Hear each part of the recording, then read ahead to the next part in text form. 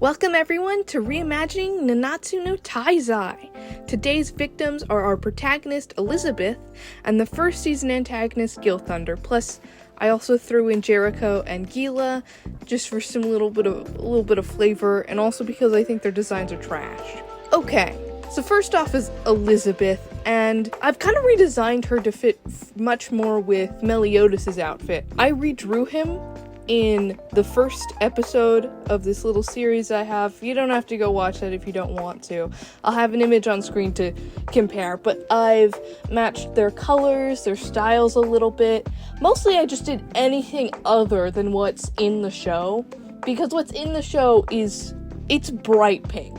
Why is it bright pink? That it doesn't really even fit with like her hair or her eyes. It's strange. The color choices in the show are strange, and I'm deeply confused. Elizabeth is also almost completely useless in the original story. She, like, quote-unquote finds the 7 deadly sins, which is really her just accidentally finding Meliodas and then following him around like a baby duck until they get everyone, well, almost everyone, and then they get kidnapped, and then she heals everyone at the end, and that's basically all she does that's important. I haven't rewatched the later seasons other than season 1 yet, and I honestly don't remember if she does anything other than get kidnapped all the time. So in this reimagining, she's gonna have a bigger role. She's gonna be the main point of view character. Like, Meliodas would still, like, have some, like, scenes where he's the focus, but it's mostly just Elizabeth. And that's gonna be because she's, like, an audience surrogate where she's heard, like, tall tales about the sins, and she knows that they're criminals, but she knows about as much as we do in terms of who they actually are as people. So I feel like that would be much better instead of, having Meliodas, who is forced to act stupid and dumb throughout the first season because he's not supposed to know a lot of things that he should know. Okay, next is her goddess form. I kind of changed the whole circumstances around her curse, but I didn't actually change the curse itself. She still reincarnates every one of her lives back into a mortal form, but this time it's because the Demon King has cursed her to reincarnate until she gains a heart. I don't know if I want to say specifically why yet. It still has to do with Meliodas, but I don't really like the whole they were lovers and then they died because it was forbidden romance. I don't know. It's tropey. I feel like it's a little dumb, overused, and it's just not really done well.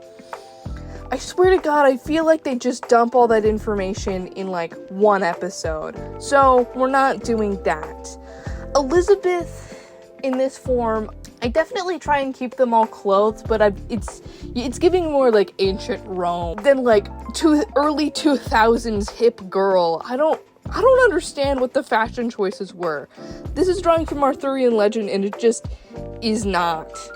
Okay, and our last outfit is something I completely overhauled and changed. I loved her yellow dress. I mean, it was cute, but again, it's giving like 2000s, 2010s, instead of actually like medieval princess. So I gave her something much more medieval and fitting to the time period. I kind of like the long sleeves.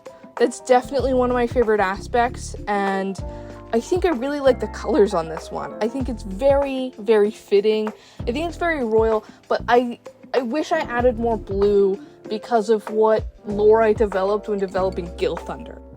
So that's Elizabeth. And on to Gil Thunder. Gil Thunder actually has some of the best looks in the series, so this is more of like a little bit of a personality tweak and a backstory change, but I do give him different armor. If anything, his armor in the show is fine. It's good, kinda.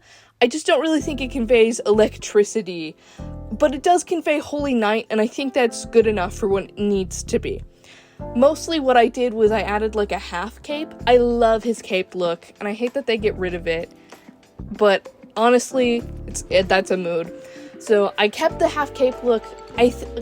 With the color changes I wanted for Elizabeth was the royal blue. I wanted to add that to her outfit because Gil Thunder has a lot of royal blue, and I feel like that would be a good color for the kingdom, like to represent the royal family. But that's kind of an idea I've had floating around. I'm not sure if it's a good one. Okay, so his normal outfit is atrocious, and that's solely because of the purple. It is too bright, it's strange, and it does not fit him at all. I know pink and purple should go together, but his hair is just a little too unnatural, and that purple is just a little too bright. So I completely scrapped the outfit, but honestly, if you just change that purple to like a blue, it'd look fine. But what I did change it to is something far more medieval. Again, going back to the whole this is from Arthurian legend. I gave him like a tunic and some pants and some shoes, and that's it. Not a whole lot to write home about. And the formal outfit I threw out there just for funsies. There wasn't a whole lot of thought put into that design. I kinda hate how the colors came out. If I do it again, if I ever draw this again, I'd swap the yellow and the blue, just because I don't think it really fits great together. That's just me, man. Now, I did mention some backstory changes.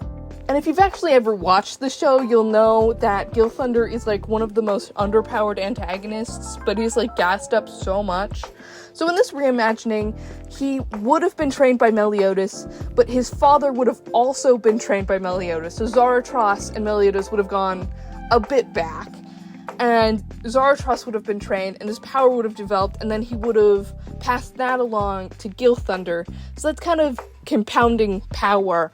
Gil Thunder, I kind of want him to have, like, the power level enough to be able to, like, join the Sins. Theoretically, he never would. But just as something to, like, to compare it to, he'd be on, like, a level of Bon or Diane. If it came down to a one-on-one duel, he might come out on top, is what I'm trying to get at. His backstory would more reflect that. Okay, and on to the bonus characters, Jericho and Gila. I did Jericho first. Oh my god, their outfits are so bad.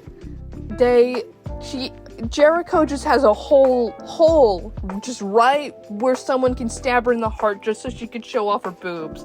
Her entire, like, storyline, quote unquote, is about her becoming, like, a feminist icon and becoming a woman again.